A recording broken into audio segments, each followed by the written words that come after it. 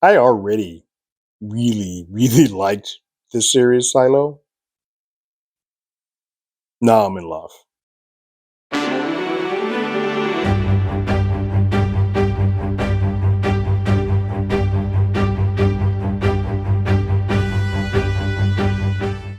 Hello, everyone. Terrence here with Hollywood Already Did It. If you haven't already, go ahead, like, share, subscribe to the channel, leave a comment, ring that bell below. Anytime we have something, you will be among the first to know.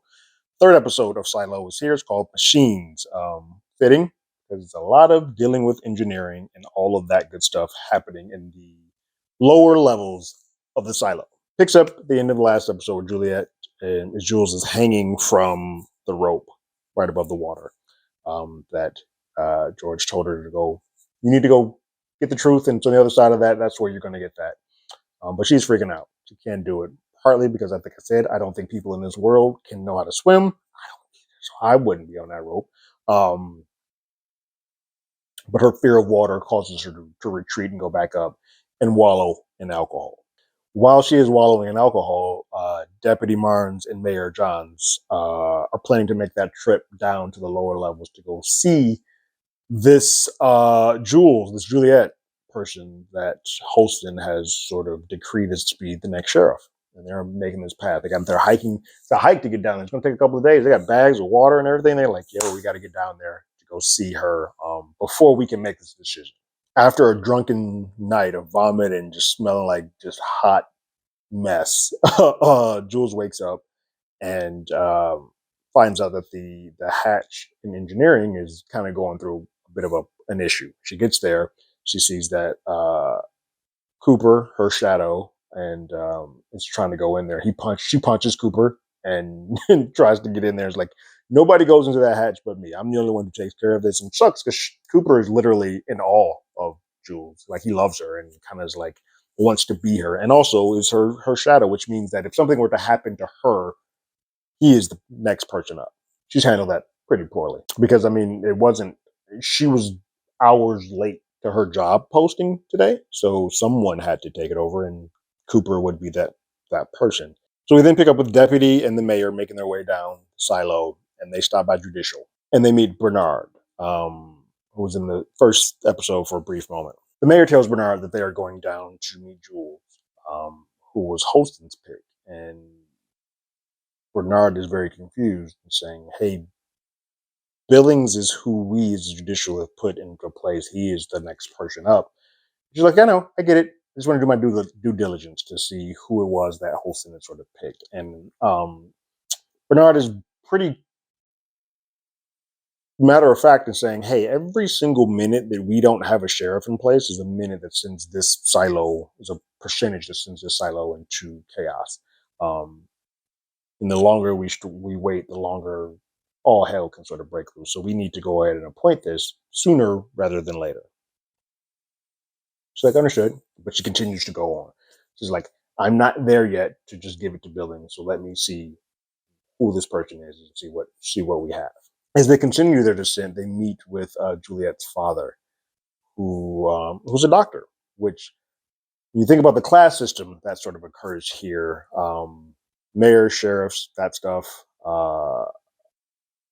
The office jobs, if you will, go there, but then you get to judicial, which is kind of what we saw at the very beginning, couple episodes. And then you start getting to the doctors, the people who do sort of those type of jobs. All the way at the bottom of that are the mechanics and engineering. So the mayor is questioning why, if Jules came from a doctor, how did she get into the basement with mechanics? And the father's kind of just like, well, ever since she was born, she's always liked mechanics and machines and always wanted to play around with them. She's been basically a mechanic from day one, and she left to do mechanical work at the age of 13, and really hasn't returned since that point. And she asks, well, have they spoken recently? He's like, no, we haven't.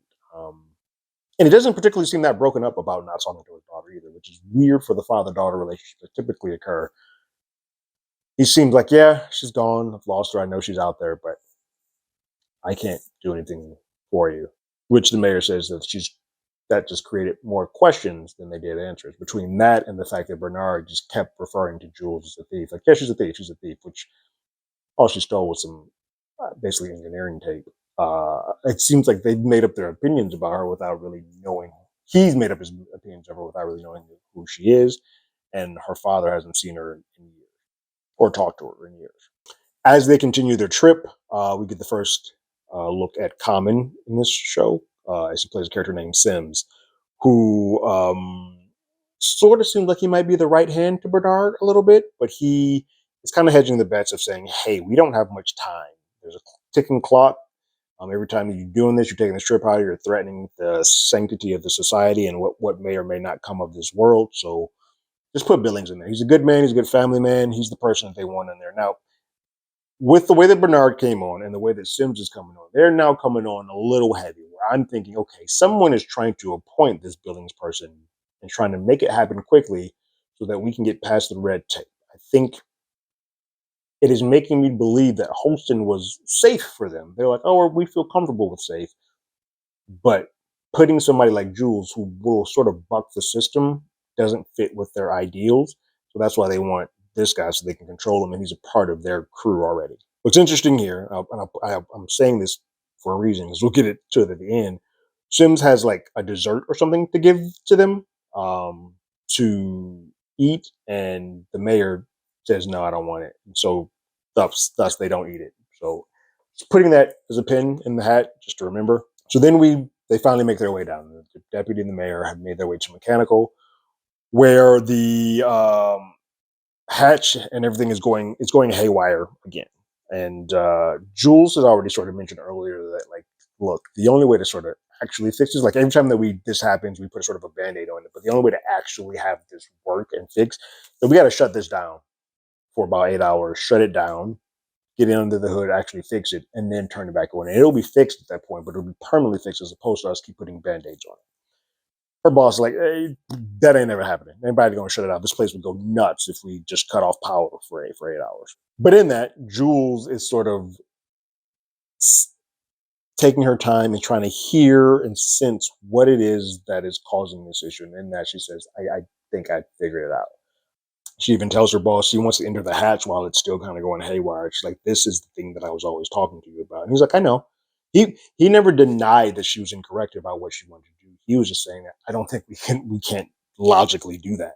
So then she comes in with a knowledge of what it is that needs to be done. But as she comes in, she sees the mayor and she sees the deputy, and she's like, "Well, am I under arrest or something?"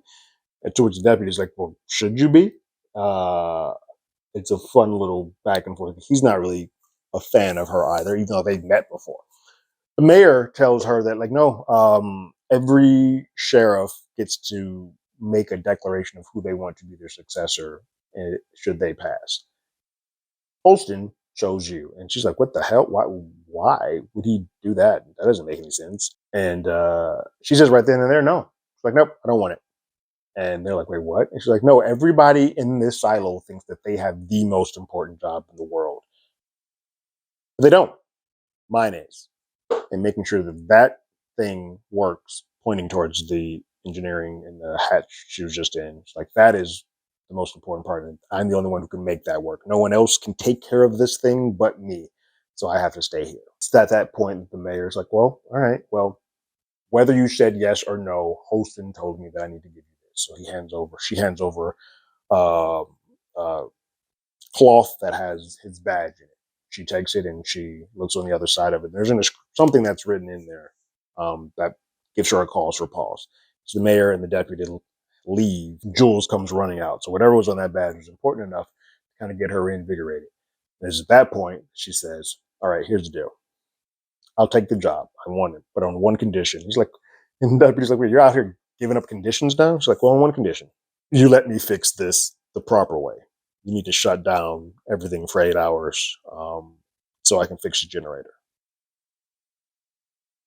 She does. So then there's an 8-hour power outage that's issued to the entire silo.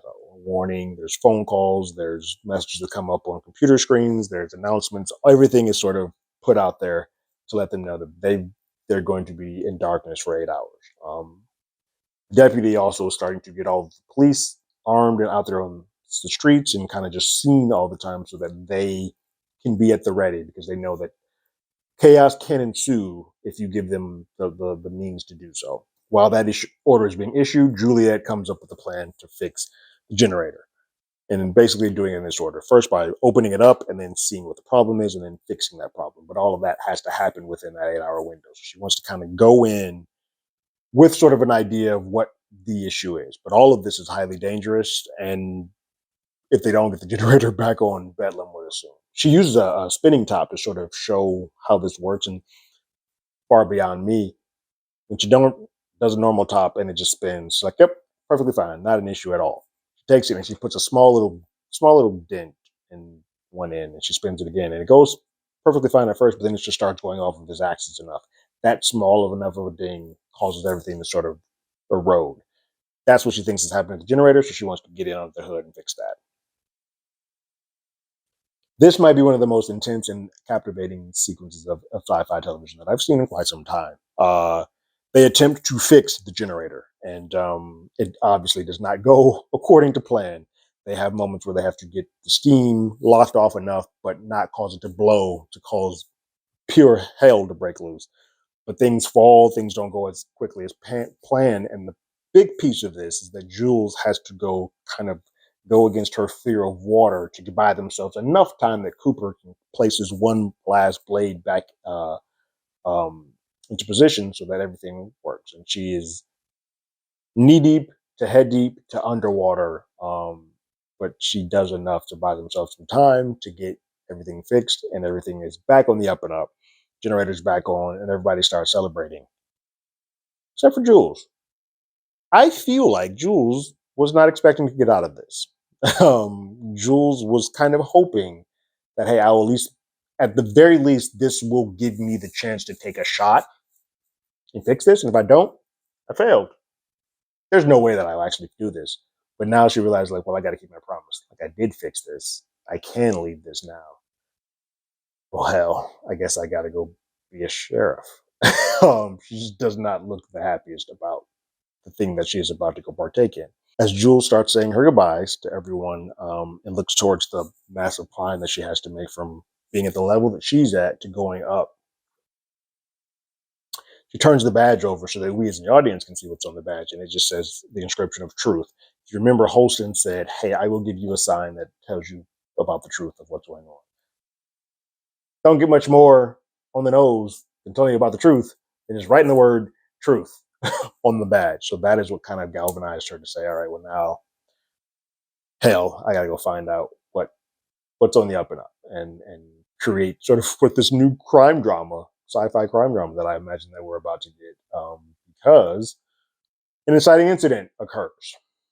We get back up. Mayor is signing the paperwork to make Juliet the new sheriff, and she's telling deputy, like, hey, get some wine, let's go back to my room, let's have a good time. Because in this, while everybody's in darkness, they confess that they have feelings for each other, and like, it's that, hey, this might be the last time we ever get to say anything to each other, so let's go ahead and do something now. So that happens there. So they kind of pick that up. It's like, well, let's not let that end there. But after she does, she kind of starts not feeling the best. She starts feeling sort of weak in that moment. She goes to the bathroom, and all of a sudden you hear a thump and a fall, and she stops responding to the deputy. The deputy breaks down the door. She's on the ground, convulsing, and has red, what looks to be blood and foam coming out of her mouth. And looks like she looks like she's been poisoned. And that is how the episode ends. You got me. You guys got me. Because now this is going to be her coming up there, in addition to figuring out who did what to George. It's now going to be trying to figure out who looks like tried to assassinate the mayor. It is clear that there is a group or somebody higher up that wants buildings put into place come hell or high water. And the fact that she is now signing this over, will Jules get up there in time enough for them people to honor the signature that occurred on that paper? And because they're like, time wise, the only person that can say that this was signed by her is the deputy. And if she's not coherent enough to do it, is she the true sheriff, or are we not going to get Billings and her kind of going tit for tat to see who the true sheriff is in this moment? And why are they so steadfast in having him be it as opposed to her? Like, is there something that they're hiding that she would probably get under the hood of? More than likely. There's something, there's a big plan being built up. And I think somebody who was of the grunt work, the groundwork, as opposed to being up there in the muck of it all, she's going to take the time, put herself fully into it, invest all the way into it, and get under the hood of it. I think that's why kind of the mayor put her in this position. Because when she saw her down there in her element at the in engineering and going inside the generator and figuring out what needs to be done, that's when she was like, "She's the person. That's her. She's the one to do this." Just hope that it did not cost her her life to do so. I bring up the food thing that happened before. 'Cause I'm wondering if on this path to get down there, that many people tried to take their their swipe at the mayor and try to kill her. Who knows? Who's to say that that dessert wasn't poison? Now, clearly, Sims does take a bite of a raspberry, but he may know the particular things that were and were not poison.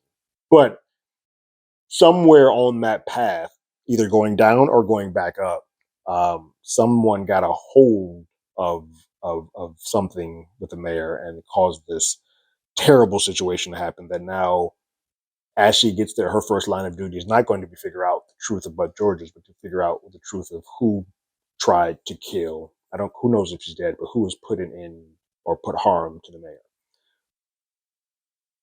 Wow, that's some good.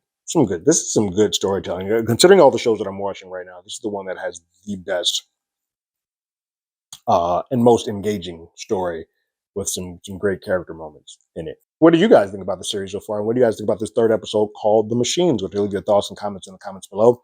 If you haven't already, you can follow us on Twitter at HollywoodADI. You can hit us up on email at HollywoodAlreadyDidIt@gmail.com. We also have a podcast with the same name that's on Google Podcasts, Spotify, Apple Podcasts, anywhere that plays podcasts. We're there. And like always, I got my ticket. You got yours.